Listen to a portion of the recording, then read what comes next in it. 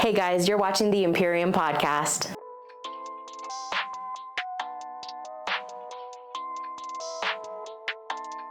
That's ISO. Rack it up, I got a bit of the bank to make me a safe house. Shake it up, she got My name is Amanda. I am part owner of Country Bandits. I'm also a Tucson local. Been here for a really long time. Family's been here forever, so I'm happy to be on your pod today. Nice. So Amanda, what got you started with country, if you don't mind me asking? Yeah, so it was actually funny. About maybe like 7 years ago, I was a manager at Walgreens, and I didn't even like that job that much. But one of my other coworkers, he's like, "Hey, like, I have a friend," and at the time that was Kennedy. I have a friend that's teaching these country dance lessons. Like, do you want to go? And I was like, I don't know, but like, you know, this guy was like, he couldn't pull ladies at all. Like, he wasn't impressing nobody. So I was like, I'll go, I'll be your wingman. Like, I'll help you get something. Like, so when I went and I fell in love with it. And I just started dancing kind of just casually at the bar for the first like 2-3 years. Right. And then the pandemic hit. Didn't dance that whole time. I was taking care of my grandfather. And I just couldn't risk getting exposed even when dancing was available. So after he passed, I came back to it and I was like, you know what, there has to be more out there. So then one thing led to another. I started getting way more serious about it, and then people started asking me for privates, and then it just all flowed after that. Man, okay. What made you come up with the name? Why Country Bandits? Bandits. So Kyle and I actually thought of it a while back ago. So it was me, Kyle, and Alfredo. Okay. And I had a friend, Catherine, and she actually drew up these designs for us. And we just liked the idea of a raccoon. Like, raccoon's like really cute, like, but also at the same time like a little bit mischievous, right, and like a little scrappy, kind of like how we all are. And so she drew this logo for us, and we're like, oh, it's adorable. And then we kind of based the name off of the logo, because he's wearing a cowboy hat, and he's kind of mischievous. So we're like, okay, like, how about a bandit, a country bandit? And then Steal a Dance from Me just flew off that right there. Okay. What made you? Because it was you initially, right? And it was myself, Alfredo, and Kyle. Okay. Yeah. What how did you know Alfredo and Kyle? How did they come into the mix? I actually met them through dancing too, and then we all went to Country Thunder one year with another one of my friends, and we just hit it off. We were all really good friends, worked really well together, and then Alfredo's still a student, so both Kyle and I sort of developed the business more into what it is today. Man. Yeah. That's I feel something different. It's like all of a sudden you have two males, one female. Yeah. Age gaps. Do you feel like that's something that comes into play whenever there's an issue or something like that? Definitely sometimes. As far as Kyle and I goes, like, we are the main contributors for Bandits. We are the two owners. So we don't have that many issues. I think him and I know him and I are of similar age and mindset, and like, our goal is just to grow this community. Both him and I have jobs outside of this, so, and we earn a comfortable amount. So we're both okay not bringing in profit from Bandits. Right. We continually put it back into the community, and like, just taking people with us to compete if they want to. So it's good. Every once in a while we will get off track. I think that having a really open line of communication is really important, and even sometimes I will have to say, like, and admit that I'm not the best at communicating. Very often I will like see something that needs to get done and then just like bury my head and get straight into it. Right. And I think reaching out for help has been a learning curve for me. But Kyle's built this platform for me to comfortably go to him for things. And now we have Stephanie, who's been part of this for quite a while now as well. And she's a huge contributor as well into this. So what best practices, I guess, would you say you've learned when it comes to finding that perfect, I wouldn't say perfect, but that better communication with, let's say, any business partner or? Sure. I think it depends on the people too. Because I will say I'm a type of person that needs less touch points throughout the week. So kind of understanding like Kyle and Stephanie's communication right now was really important for me. So understanding what they need. Everybody has different love languages, right? Have you taken that quiz before? Yeah. We've all taken the love language quiz. We all know what love languages we got, right? And it's the same thing with growing a business and having business partners, right? It's understanding what they need. Okay. And yes, there's absolutely growing pains. There have been times where we're like, well, why did you say anything, Amanda? Like, quit being a dumbass, right? And then I'll be like, oh crap, like I should have said something, or I should have mentioned something earlier, or what have you. So it's learning what people need. Okay. For me, I need less. I like it written down, and I don't need it as much. Like for Kyle, he wants like the touch points, the phone conversations. Right. So we make sure that we meet somewhere in the middle with that. Whoa, nice. Yeah.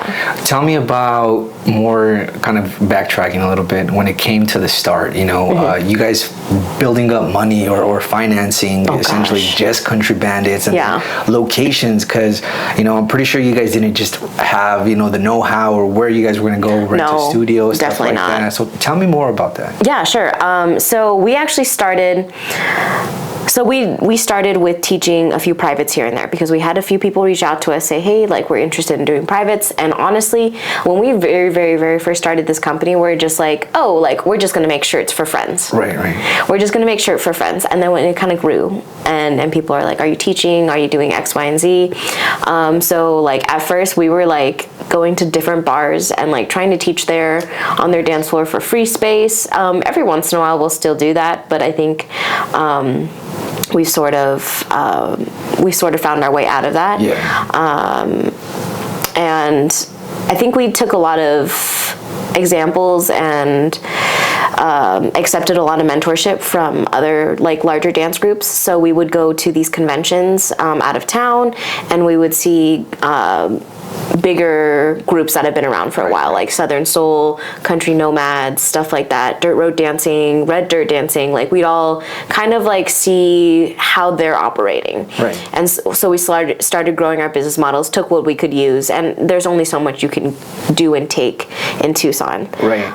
So ooh, yeah, that's another good question. Yeah, it's a little bit of a it's a real desert, and it's also like a dance desert here, right? It's so hard to access things that you need. The dance studios that are available, they charge a huge floor fee, and at the time we were just volunteering our time. Bank flow was out of our own pockets for, I would say, the first 7 months of operation. Kyle and I were basically shedding out of pocket for it. I mean, what type of toll did that take on you mentally? Because like you mentioned, you know, I'm pretty sure you had a job, you were doing other stuff, you had your regular life. I did. How does that mess with you when you're having a bad day? Mess with me? I don't know. We'll touch on that later. Okay. But I think as far as like making sure that I stay organized is really important for me, because I tend to get overwhelmed. I bite off a lot more than I can chew, both in my social, in my like business calendar. It's very full all the time. Like I'm back to back. There's like this clip of Lady Gaga going like club, rehearsal, dinner, club again, party, and she's like, and reset and sleep and do it again, like, or something like that. And that's kind of like how I am too. I keep everything like really stacked. So staying organized is really, really important for me. Taking time for myself is also important. I think as far as finances go, thankfully it was never that big of a struggle, right? At the end of the day, it's like, if I am really hurting, then we'll just teach another private, or we'll sign up for another wedding or something like that, and we'll just kind of push that a little bit more for people. And at first that was what it was, like, oh, we just needed to like get some bank flow so we can reimburse like one of us for some of this, right? And thankfully at the time I've set my life up accordingly so that I had a little bit of play money. I had a little bit of play money, so I was okay to do it financially. I think it's more of a mental stability sort of thing that I need to stay on top of. Now, when it comes to marketing, I feel like, and this is just my perception, I feel like you have kind of like what you mentioned, you have a different style. What is the style that you've adapted when it comes to marketing, or what is your marketing plan? So I would love to have like like a bigger plan for you for marketing. That's probably going to have to be a different pod, a different day. But right now, social media is really big for us, and making sure that people are seeing that we are growing as instructors as well. I think that's really important for people to see that we ourselves as instructors are wanting to obtain more like education on dancing and stuff like that. Like I want people to see us grow as well, and so that's a really big part. So making sure that we're on like TikTok, Instagram, Facebook, stuff like that, that's really important for us. Also, just being physically in the bars or physically being where other people are dancing, right? So people can come up and ask us to dance and stuff like that, and then it leads into further conversation. Again, though, I think we're not super focused on people like always showing up for like privates and stuff like that, but we do want people to see that there's more out there. Like, oh, like there's these level dancers, that's awesome, but to know that there's even higher level dancers out there, like I just want people to get exposed to that. And desire more and get hungry for it, just like we are. So when it comes to networking, let me ask you, when it comes to networking, what are some of the things that you guys have done to kind of just spread the word on the Country Bandits? We'll do a lot of, so whenever they need our like extra help at the bars and stuff like that, like we'll take over and we'll help like fill in for classes. And that's kind of grown into us getting a slot at Whiskey Roads on like Saturdays. I feel like I'm saying all this. I don't know if anybody knows where any of these places are or any of these people are. So throw it out there. You can figure out what works and what doesn't.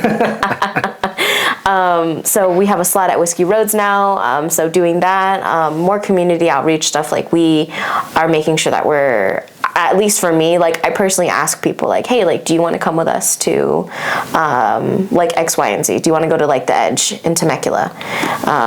This is roughly how much it's going to cost. So like every time we go out and do traveling and stuff like that, I let people know roughly how much it's going to cost so that they can get an idea of what it looks like to come with us and travel.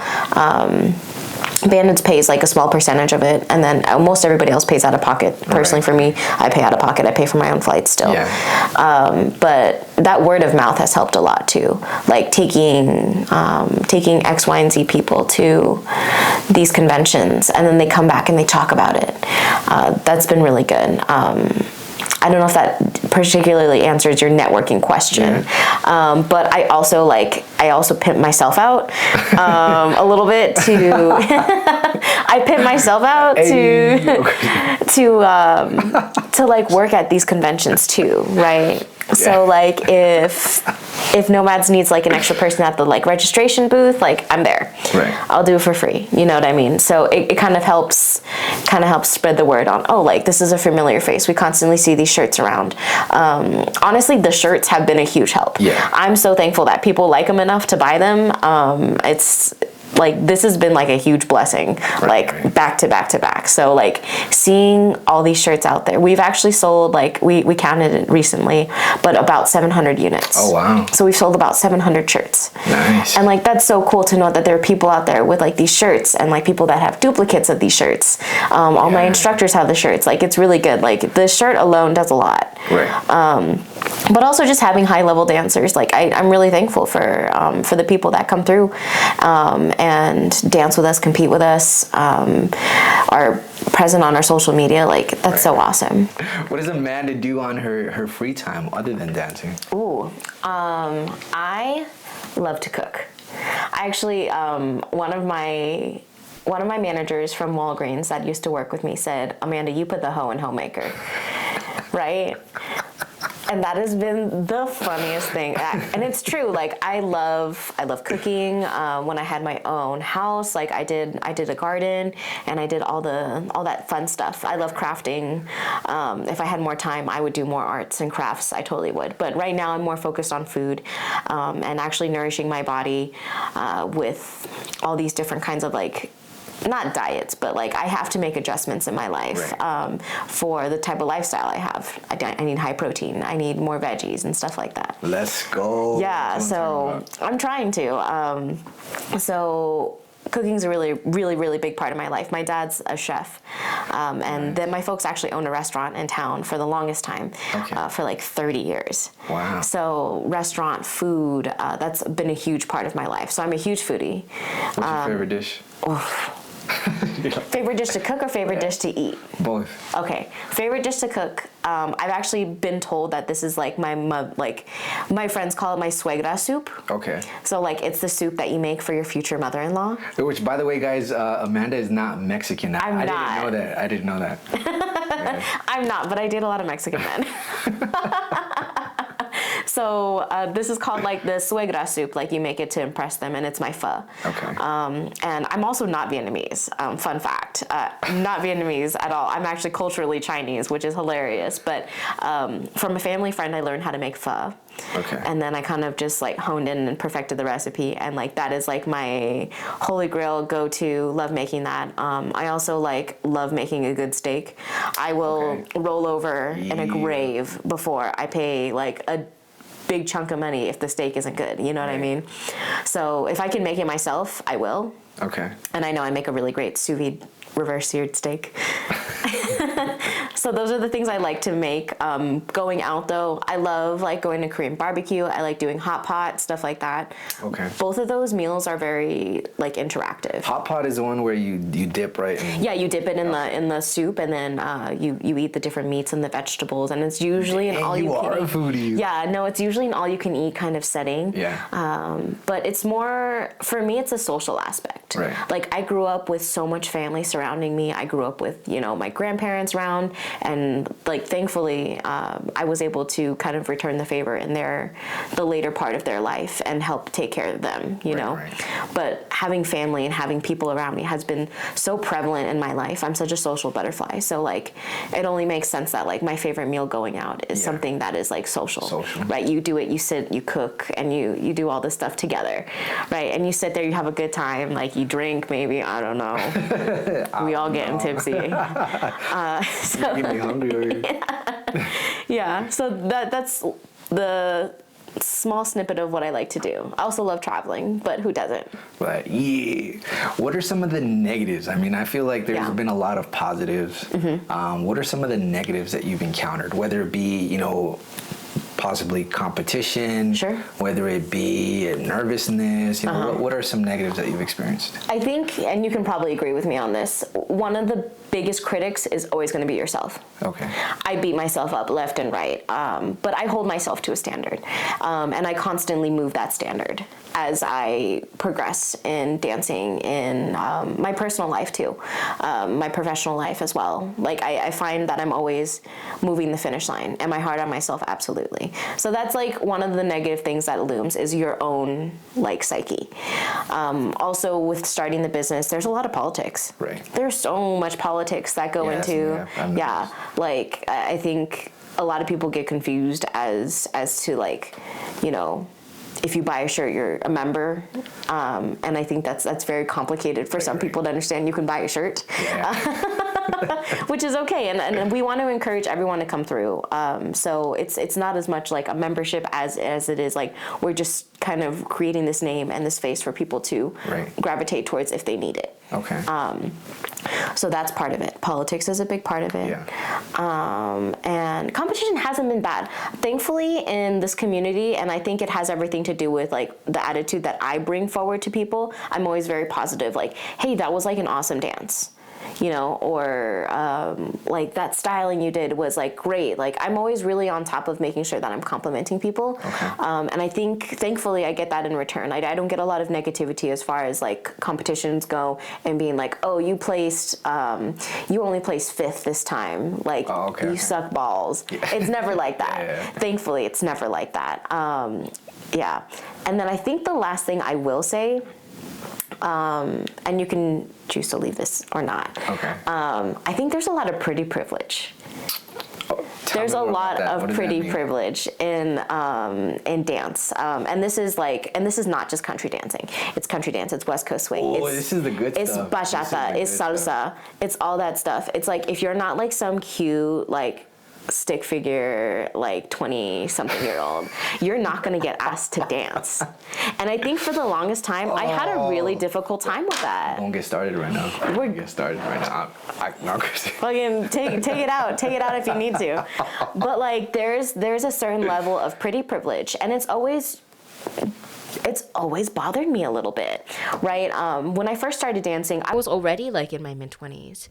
Or I guess early 20s, whatever. And then pandemic happened, et cetera, et cetera. But after that, I was like, okay, like I'm kind of in my late 20s now. Like I'm not this like stick figure, like 21-year-old, you know, that. Right. And so I wasn't getting asked to dance. For the longest time, I wasn't getting asked to dance. And like, I don't know though. That was negative to me. I don't know if it was based off appearance though. I don't know. Because that's another thing too, like kind of being able to speak on from the other side. Sure. Sometimes women have this like face where you're just like, I don't even want to talk to her. Yeah, like, no, it's called resting bitch face. Yeah. What happens if you tell me no? Like that's I have rejection issues? Yeah, I have rejection issues. Like, the girl that looks half drunk is definitely not gonna say no to me, right? I wonder if it's that. I couldn't put my finger on it, but I've started to realize like, and you'll see a trend too in the people that are more famous on like social media and stuff like that. Like those are gonna be like your, you know, like your early 20s girls, and that was a really difficult thing for me to like.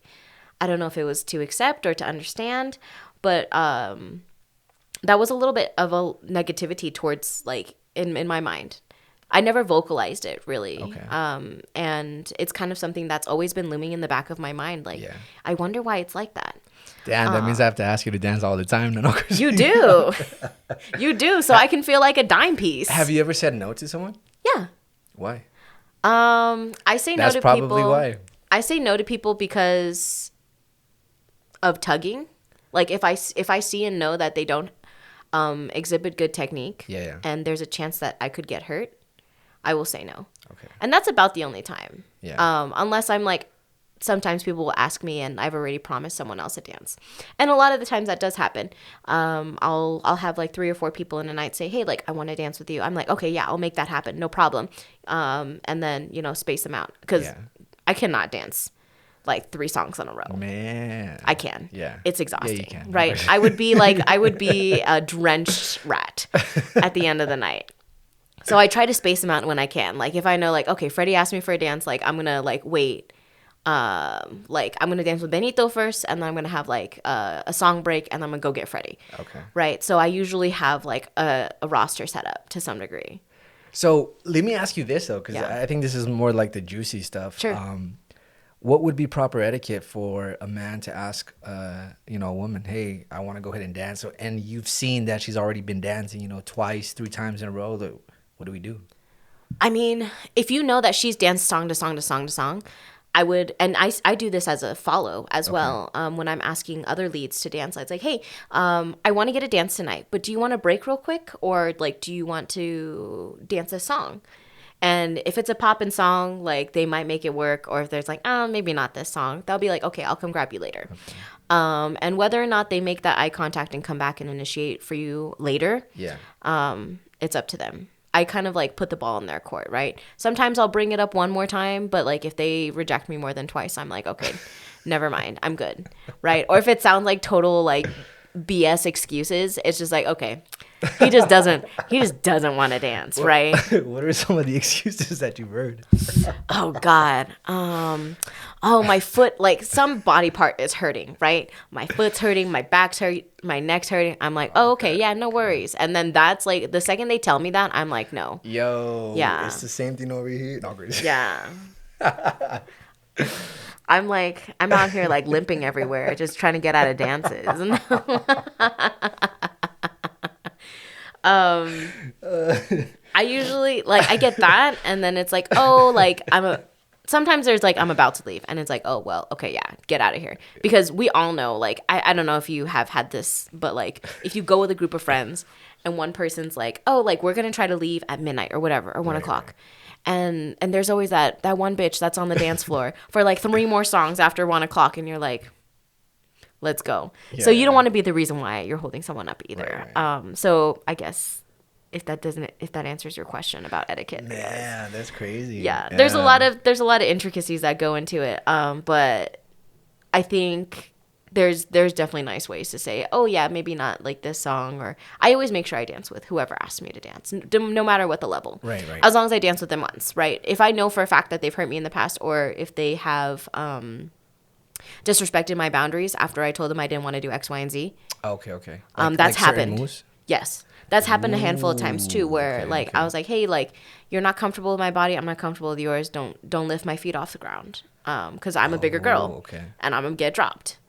Right? Oh, that's another thing I want to bring up too. Yeah, bring it up. I hate when girls tell me that. Like, What? I've never actually danced because I'm very mindful myself. Sure. I want to feel comfortable, and I want you to feel comfortable as well. So I'll never do a lift without asking. Yeah. But I at the love same that. I love time- that you do that. Yeah, but it irritates me when they think that I won't be able to lift them or something like that. It's just more like I feel like I wouldn't even try that unless I really knew that I could. Sure. You get what I'm saying? I do know what you mean. And I think to address that, I think I will usually dance with somebody first, like the first few bars, Right. to kind of see where their balance is at and what they're capable of. Because in your body, like when I dance with a lead, I can feel the level of control that they have. Right. I can feel that they are capable of doing X, Y, and Z. And if they're able to put me into this little half dip, like safely, and I feel Yeah. secure, then I know. Then we start building that trust, and then I'm like, hey, you want to do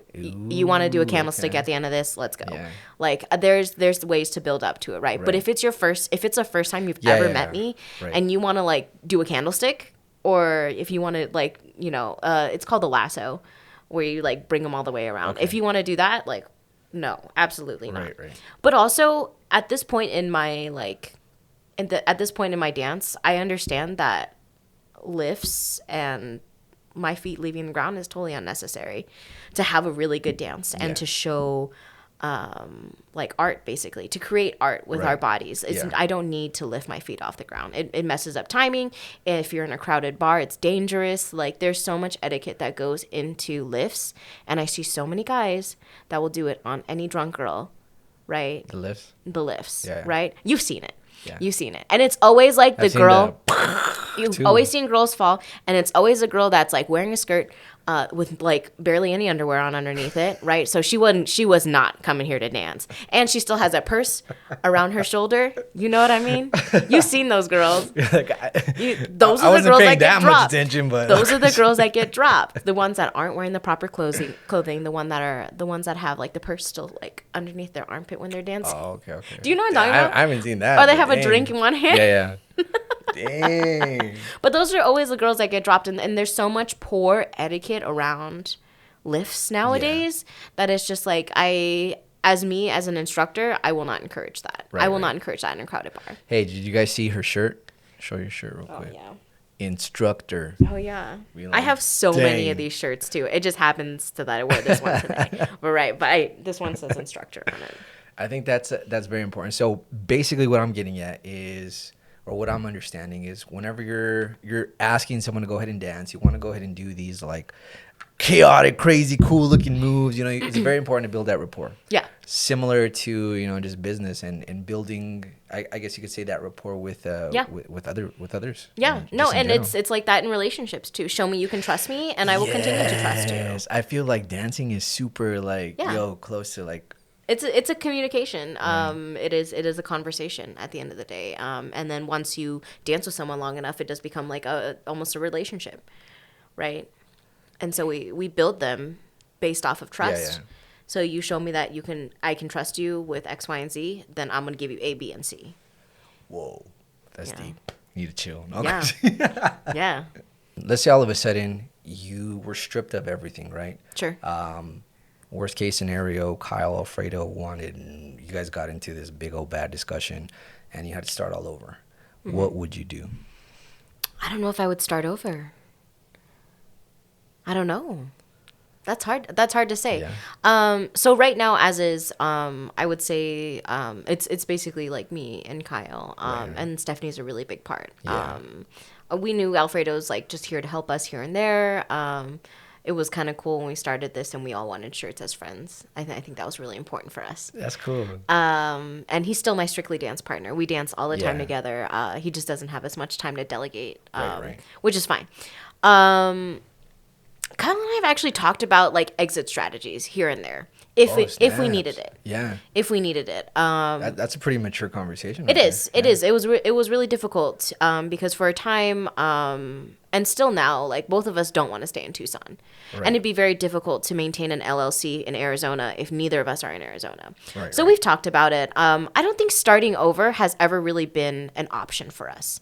Like it'll still be Country Bandits. People will still like know that that's a name that's affiliated with X, Y, and Z people, with Tucson in general, and we'll always have like. We like to think of it this way, and hopefully we're able to grow in this way someday. Yeah. But like it's kind of like a Hydra head. You cut off one, 3 more grow back. Right, right. So that's kind of been a conversation. Like we need to have more people onboarded. We need to grow what we have so that we're not doing all the like groundwork anymore. We don't have to be teaching all these privates and group classes. Right now we love it. Yeah. But let's say like a year and a half from now or 2 years from now, Kyle gets an offer somewhere and he wants to he needs to move across country. Yeah. Right. We can still run most of Bandits from our laptops. And I think technology has bridged a huge gap. And it creates all these additional options for us. Right, right. So we can still run. And honestly, I did it for the longest time too. Last year, since I decided to rent my personal property out, and I turned it into a rental property. So I rent my house out now, and my brother bought a house. So I decided to rent a room from him. Yeah. So therefore, like my gap for cost of living decreased significantly. Right, right. So I had all this extra play money, and I'm like, I'm going to travel. I'm going to go do X, Y, and Z. Like my friend's getting married in DC. I'm going to go early. I'm going to help her with the wedding. I'm going to do some dance stuff. Like I'm just going to like make it a whole trip, and I'm just going to get Airbnb for the whole month.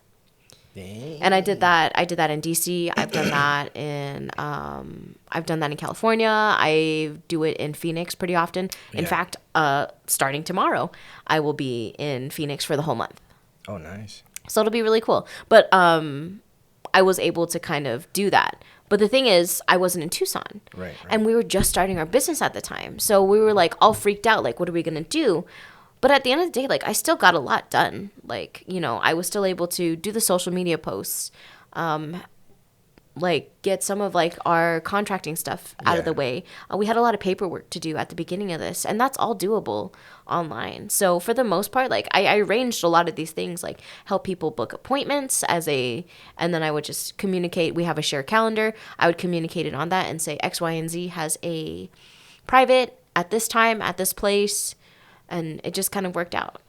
Nice. Okay. Yeah. Would I have loved to have an additional instructor or two? Yeah. Absolutely. But we made do with what we had. So I think for the most part, Bandits can run itself, like not in Tucson. As long as we have one instructor, 2 instructors in town, like we can always make it work. Right, right. Yeah. So let me ask you this, and it's probably a really personal question. You Sure. don't have to answer. Okay. But I mean, you sound like a very, very busy person. Yeah. How does that affect your love life? Oh my gosh. It affects it a lot. I would have to say, and I think it might be just a me thing as well. Yeah. I think it's very difficult to find someone that fits this lifestyle. It can get really overwhelming. And if my partner is not willing to be there for all the ebbs and flows of the week, it's not going to work out. And I've had plenty of relationships where it's like, Amanda, your calendar is like way too full. And like, I will always make it a point to include them in what I'm doing. If you want to go dancing, great. We can go dancing together. I'll make sure we have dinner beforehand so we have time together. Okay. So sometimes it does get a little crazy though, because I have a lot on my social calendar too, right? I have a lot of friends in town. They all have like 100 kids, or they're all getting pregnant, or they're all getting married. So like every other weekend, there's like some 9-year-old's birthday party, right? And like I'm like the piñata tío. Like I get up on the roof and I'm like, I move the piñata. Yeah. So I'm always there to help my friends too. So I think it's very, very chaotic and hectic. And I think that if I don't have someone that's able to match that, it's very difficult. Yeah. Thankfully, though, I would say the current relationship that I'm in, we both share dance. Right. We both share dance as a commonality, so we're able to have that time together. You think when it's we do go easier dancing. when they share something like that? So have something in common like Yes, that? I do think so. Yeah. I do think so. Whether they want to dance or if they want to if they enjoy country music at all, like I think that's a really great commonality for us to have together.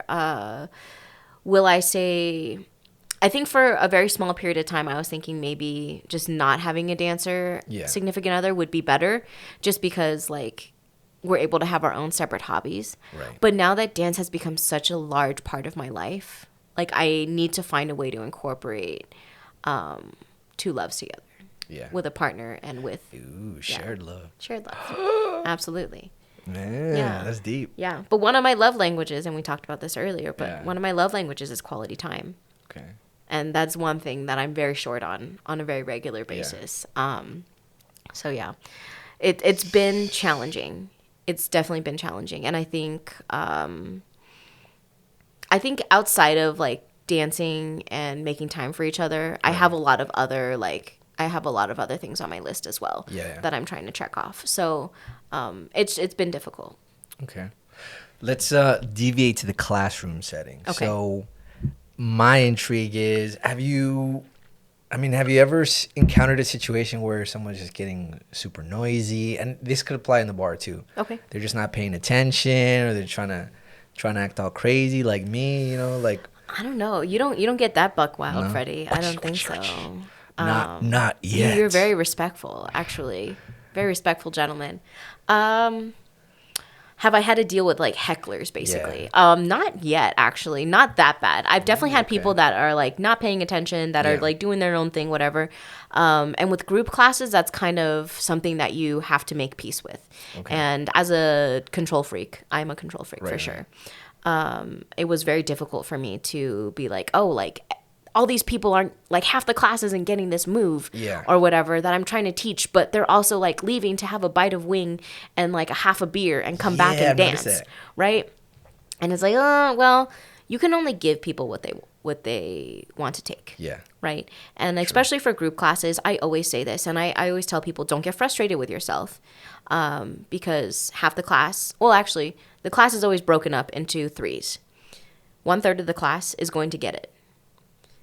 Another third of the class is going to think this is way boring and they've already gotten it. Okay. And then the other third of the class isn't going to understand what's going on. And those people end up getting frustrated, right? It's really that second class of people, though. The people that already know it and they already understand it, those are the people that end up causing a larger disruption in the class. Because it's like, oh, I already know this. Bye. Right. Sometimes they'll stay to be an extra body and help out. But, like, if they already know it, they're not going to Yeah. engage, right? Even though, and I always like to keep an open mind, and I always scold, like, my staff, my instructors.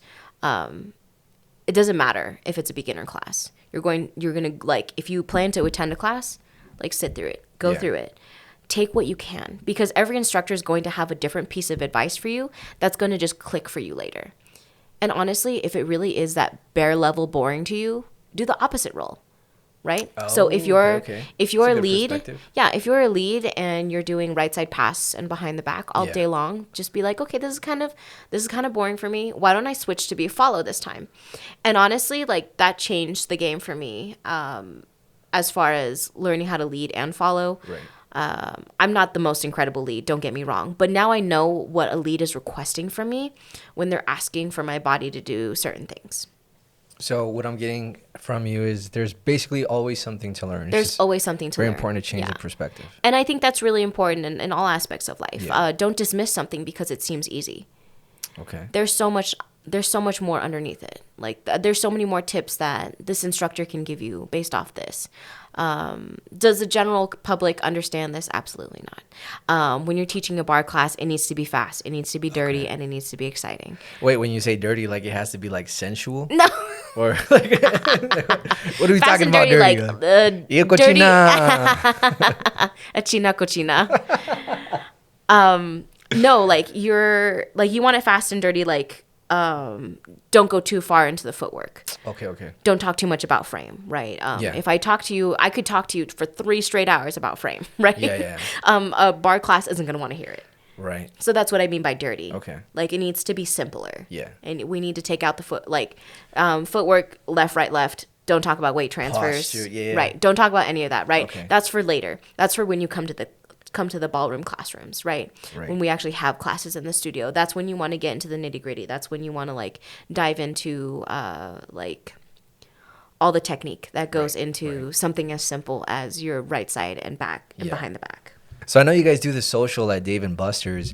My question is, I know it's not necessarily just Country Bandits. I know that you we partnered with Zona. Yeah, you guys have partnered with Zona. Yeah. How did that work? I mean, how did that even get started? So I'm actually the bridge for that because I also compete in West Coast Swing. That's been like a really great part of my life, and honestly, starting West Coast Swing has grown my love for country, and it has grown all these tools in my tool bag. Right, for so many things. So you'll actually see this a lot right now, and of course, it was a totally different game 6 years ago. Yeah. Dancing country swing, two-step, whatever. It was. Totally different game. Yeah. I could tell you that dancer from 6 years ago is not the dancer today. And it's not the same type of dancing either. Looks totally different, Even which the is type okay. of music, too. Even the type of music. Been evolving. So right now we have a lot of, country swing, West Coast swing. They both have that swing component to them. Yeah. And so you're seeing a lot of crossovers between the two. And especially in like Phoenix, that's really what they're dancing, and they call it bar coast. We want to see more people engage in different styles of dancing too, just to draw other inspirations. I would love to like eventually, if there's like commonality, for us to like merge with like a salsa bachata class, right? Summer Sando, yeah, incredible. She's one of my favorite people to learn from because she's very comprehensive when it comes to her direction for both leads and follows. I love going to her salsa and bachata classes. Like, I have a really good time. Yeah, so like, cool. Hopefully like we can find more inspiration for people. Right now, the most and quickest accessible commonality for country swing is West Coast swing. Right. And that's why we decided to put that together. Phoenix, in Phoenix, the Country Nomads also do a very similar setup on their Tuesday night where they do Dave and Buster's. Okay. And I asked Casey, one of the owners of Country Nomads, I was like, hey, like, I don't want there to be anything, like, I don't want weird feelings. Like, do I have your blessing to kind of like move forward with this? Because we love going to Tempe when you guys have it. We would love to have something like that in Tucson, just like once a month. And she's like, oh my God, I would love that. Like, you honor us. Thank you. Like, she was so graceful. That's really cool. That's really cool. Yeah. So I wanted to make sure that I wasn't like ripping someone off completely, but I was like, that's their concept. That's their idea. But I love the setting of like, it's something that's not a bar, right? I like kind of getting out of the same environment. Right. Because it really forces people to get a little bit more creative too. Yeah. If you're not surrounded by your usual follows and leads, maybe you'll do something a little bit different this time. Oh, snap. And that's a huge reason why we're doing this, because and then we see a lot of country people like crossing over and learning some more West Coast. And we see some Westies come over and like ask to take country swing lessons because they want to be more adaptable in the bars. Okay. So it's a really good, it's a little really good emoji handshake partnership. I really enjoy Blessing, the Scarface blessing. Yeah. Scarface plug-in right here. Okay. And Zone is great. I don't think they teach regular classes anymore, but they still have a lot of really talented Westies in their fold. And it's just cool to see everybody come together. Okay. Talk to me about your first competition. I know you've competed a lot, and I think I've seen you, and at the same time I've heard you. You're like, oh no, when it comes to, I think, what was it, minutes per beat per second or something like beats that? Per minute? Yeah, I was like, what? Like, yeah.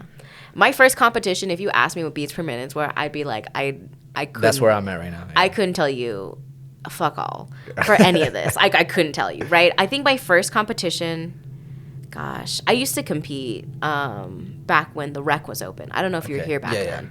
Back when the rec was open, I competed a couple times. And those were like, whatever. I was so nervous, didn't know anything about timing. And then, all these years passed. And now, like, one's getting serious about dancing. Yeah. It was last year at Yes. Okay. Was probably my more, like, serious competition. And, like, me and Kyle thought we were, like, the absolute shit. Yeah. Right? We didn't, like, publicly, like, like that. Right, But in right. our minds, we're like, oh my God, like these moves are like so great and our dancing is so awesome. And we got there and like we had a huge like Eye-opening moment. eye-opening moment.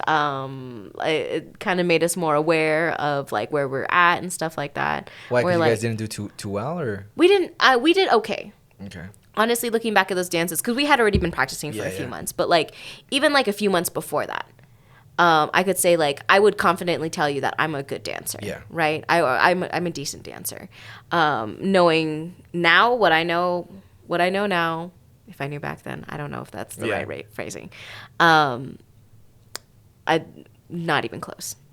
Wow. Not even close, right? There's so many things I was missing, so many nuances, so many issues with frame and stuff like that. So, my first few competitions, like it was more of a wake up call. Okay. Like, hey, like you're not the level of dancer you thought we were, and that's okay. I was very like comfortable in understanding and knowing that, and being like, okay, great. There's that goal. There's that line for me to work up to, right? And I really love the chase.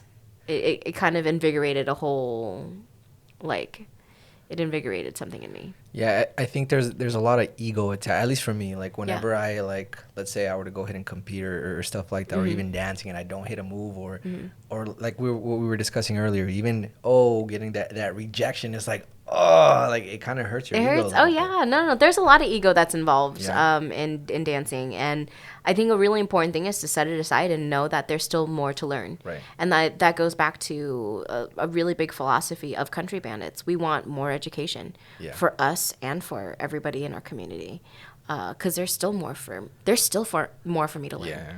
Yeah. And knowing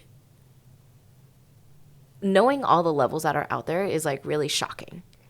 You're like, oh my gosh, I never would have thought, because in Tucson, like we would enter competitions, we would do great, whatever.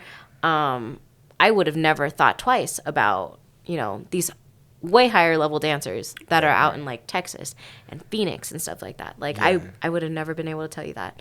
So it kind of it expanded my world. So what I'm getting again, the exposure basically exposure. just expanded Yeah. your outlook on things. Definitely. And what capabilities, not capabilities, what possibilities are out there with dance. Right. I actually want to offer a little bit of advice Yeah. for our Tucson community. Okay. Because I think people are really scared. They are. I feel like people are really freaked out. But freaked out of what though? Competing and going out and Okay. doing other things. I know there's like money factor as well, Yeah. and I always try to keep that in mind, which is why I'm so cognizant of making sure that I have a breakdown of how much things are going to cost so people can go out there and get more education. But I think people are just freaked out to compete, right? What and to go out specifically there. though? Like why? I had so many people just say, "Oh, I'm not ready. I'm not ready. I'm not ready to compete." And we hosted a competition recently. Yeah. We're going to host another one in October, and Nice. like I want people to really participate and get into it, because the thing is, like, your first handful of competitions, I will say this with like I'll die on this hill, Yeah. right? You have to have these throwaway competitions. Right. You have to have these competitions that you're just so nervous that you can't think, right? You got to get those jitters out of you. I remember my first competition as a lead. I did 3 moves the entire time. I didn't hit a single Wow. phrase change. Yeah. I was like, what is going on with me? Who is this dancer? But that's competition, Amanda. That was competition, Amanda, and I wasn't prepared for that. Yeah. And that was a huge eye opener for me. So I want people to get out there, like, and I want dancers to get out there on the social floor too. Don't be afraid to fail. Like, I love it when people fail, actually, because it creates something bigger. Right. Right. And it creates like, oh, like this happened this last time. I'm going to make sure it doesn't happen this time, and I'm going to make it cooler. Dang. Right? Yeah. So I love when people like take their failures and like take it to the next level, and not to be afraid of them. I think people are so scared to get rejected, to look stupid. And like, I can't even tell you like how many times I've done stupid things with my arms, with my legs, with my face, like when I'm dancing, and it's just like, oh crap, like that was not cute, right? And that's okay. Like, it's grown me as a dancer significantly. Accepting my failures and living in them has changed how I dance. I think that's those are very strong words, and I think it's very applicable in all realms of life. I agree. To tell you the truth. I agree. Yeah. Yeah. Man. Hey, it's love life too. Like you have to Yo. kiss a handful of frogs before you get your prince. Hey. It's like work. You have to get a handful of nasty emails before you become a CEO. Right? It's all of these things. It's like renting a house. Right. You have to have a couple bad tenants to figure out this is what I need from a tenant to make this work, right? So I just encourage so many people to like get out there, even if they feel like they're not ready, just to do it. Just do it. Just do it. It's half the battle is yourself. Right. Half the battle is yourself. Getting out of your comfort zone for sure. Absolutely. And that's a huge reason why like Bandits that's why we do what we do. Yeah. We want people to buy in and love it just as much as we do. Everybody drink the Kool-Aid. Let's go. Like everybody have a good time dancing, but like we want people to see that there's so much more world out there, because I have to tell you, like, for as long as I had been dancing before I got really serious about it, I didn't know there was so much more world out there. I didn't know they danced like this in Texas. I didn't know they danced like, like a certain way in Idaho and DC and stuff like that. I didn't know how anyone danced anywhere else except Tucson. My world was so small. My pond was so tiny. And now I'm exposed to an ocean. And I want people to see that there's ocean out there. Yeah. There's so much more out there. Okay. Now, what's some advice you could give to someone who has never danced and who wants to go ahead and dance? Well, see if you like the music first. I think that's something that a lot of people have difficulties with. You got to relate. You have to relate to the type of music. So whether you enjoy country music, or if you enjoy like blues music, or if you prefer like something with a higher like tempo and stuff like that, like find what fits for you. There's a different type of dance for everybody, and it doesn't have to be a perfect fit every time. And I think this goes back to accepting failures. Yeah. I wouldn't even call it a failure, right? You have to, it's trial and error. You have to figure out what you like and don't like. So first of all, figuring out what dance like really speaks to you, what looks beautiful to you, right? Okay. And then going out there and asking people to dance. Like you have to be a little bit more bold. You have to get out of your shell. And you're going to have to dance with higher level dancers. And that is the only way you're going to get better. Question: what's your opinion on women asking guys to go ahead and dance? I do it all the time. Yeah, let's go. I want it. I get it. What is that? I want it. I bought it. Let's go. Ariana Grande. Yeah, just do it. We're all people at the end of the day. Right. And women are probably scared to get rejected too, just the same way that men are. Yeah, I am. So we can alleviate some of that pressure off some guys. If you really want that dance, go get it. Right. Don't sit around all night long thinking like, oh, well, maybe he's gonna come and ask me to dance. Dang. Like, no, there's so many things going on at a bar. Yeah. So staying on top of that and just being like, hey, like I want to dance, let me know. And if it's a no, that's totally okay, right? I've learned to accept that. Yeah. Man, guys, I think this is so applicable in all realms of life, like I mentioned before. Amanda, if people wanted to go ahead and get in touch with you, or let's say they wanted to go ahead and do a private, and get in contact with the Country Bandits, what are your socials? Our socials, so we have Country Bandits AZ on Instagram. We have Country Bandits on Facebook. Reach us out onto any of those platforms. TikTok is also, you could DM us on there too if you want. It's a little unorthodox, but definitely worth it. Or if you actually just see us out in the bars, like ask any one of us to dance. We are happy to dance with anybody, any level. And just come on out. I think that's really important. And don't be creepy. Awesome, guys. Well, thank you so much for your time, and I hope you guys enjoyed. All right, see you guys on the next one.